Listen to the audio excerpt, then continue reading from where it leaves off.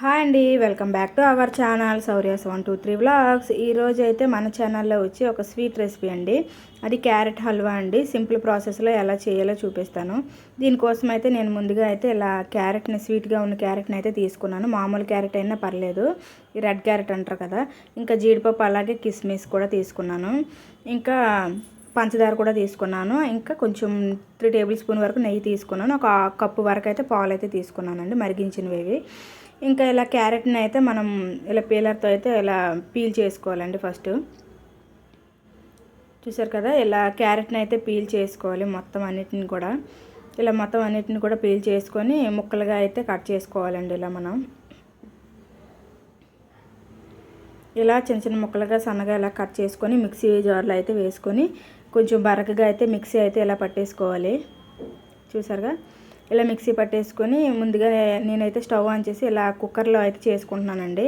ఈ కుక్కర్ పెట్టేసుకొని ఆ కుక్కర్ వేడెక్కాక అందులోనే మనం కొంచెం నెయ్యి కూడా వేసేసుకోవాలి. ఇలా నెయ్యి కూడా వేసుకొని ఇది కూడా కొంచెం హీట్ ఎక్కాక అందులో మనం ఈ మిక్సీ పట్టిన క్యారెట్ అయితే ఉంది కదా, ఇది కూడా వేసుకోవాలి. ఇలా మొత్తం ఇలా క్యారెట్ని కూడా వేసుకొని ఒకసారి అయితే ఒక 2 మినిట్స్ అయితే ఇలా ఫ్రై అయితే చేసుకోవాలి. ఇలా ఫ్రై చేసుకోవాలండి. ఇలా ఫ్రై అయిపోయాక అందులోనే మనం మిల్క్ కూడా తీసుకున్నాం కదా, కప్పు వరకు. అందులో సగం మిల్క్ అయితే వేసుకోవాలి, మిగతా సగం లాస్ట్లో వేసుకోవాలి. ఇలా సగం మిల్క్ అయితే వేసేసుకొని ఇది కూడా ఒకసారి ఆ క్యారెట్ ఈ మిల్క్ కూడా ఒకసారి కలిసేటట్టు అయితే బాగా కలుపుకోవాలండి. ఇది కూడా ఒక 2 మినిట్స్ ఇలా కలుపుకొని దీనిపైన అయితే కుక్కర్ పై లిడ్ అయితే పెట్టేసుకోవడమేని. కుక్కర్ పై లిడ్ అయితే ఇలా పెట్టేసుకొని ఒక 2 విజిల్స్ వరకు అయితే మనం కుక్ చేసుకోవాలి. ఇలా 2 విజిల్స్ అయితే కుక్ అయిపోయాక లిడ్ తీసేసి ఇలా చూస్తే ఇలా చూసారా కదా, బాగా కుక్ అయితే అయిపోయింది.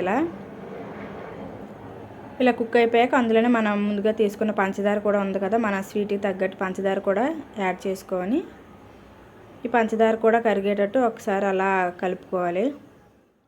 ఈ క్యారెట్ ఈ పంచదార కలిసేటట్టు ఒకసారి అయితే ఇలా కలుపుకోవాలి. ఈ వేడికైతే పంచదార అయితే కరిగిపోతుంది. చూసారు కదా, ఇందులోనే ఇప్పుడు మిగతా మిల్క్ కూడా ఉన్నాయి కదా, సగం మిల్క్ వేసుకున్నాం కదా ఫస్ట్, ఇంకా మిగతా మిల్క్ కూడా ఇప్పుడే యాడ్ చేసుకోవాలి. ఈ మిల్క్ కూడా యాడ్ చేసుకొని ఒకసారి అయితే మళ్ళీ కలుపుకోవాలి. ఇలా కలుపుకొని ఇదైతే బాగా దగ్గర పడేటట్టు అయితే ఉడికించుకోవాలండి. చూసారా, పల్చగా ఉంది కదా, ఇది ఇంకా దగ్గర పడేటట్టు అయితే ఉడికించుకోవాలి. చూసారు కదా, కొంచెం దగ్గర పడింది. ఇంకా ఒక 5 మినిట్స్ అయితే ఉడికించుకోవాలండి. ఇప్పుడైతే మనం ముందుగా నెయ్యిలోనే వేయించుకున్న జీడిపప్పు కిస్మిస్ అయితే ఉన్నాయి కదా, నేనైతే ముందుగా నెయ్యిలో వేయించుకుని ఉంచుకున్నానండి. ఇది కూడా వేసేసుకోవడమే. ఇప్పుడే ఇలాచీ కూడా పౌడర్ ఉంటే అది కూడా వేసేసుకోవడమే, నేనైతే ఇక్కడ వేయట్లేదు.